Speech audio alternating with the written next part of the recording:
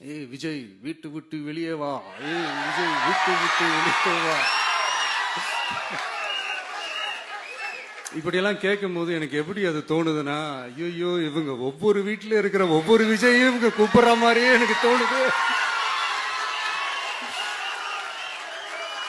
அப்படிதான் எனக்கு தோணுது. அதனால பொறுங்க பாஸ், வருவாங்க, முறையா வருவாங்க. ஓட்டு போடுற அன்னைக்கு ஓட்டர் ஐடிய கையில் எடுத்துக்கிட்டு ஒவ்வொரு வீட்டில் இருக்கிற ஒவ்வொரு விஜயும் ஒவ்வொரு விஜயும்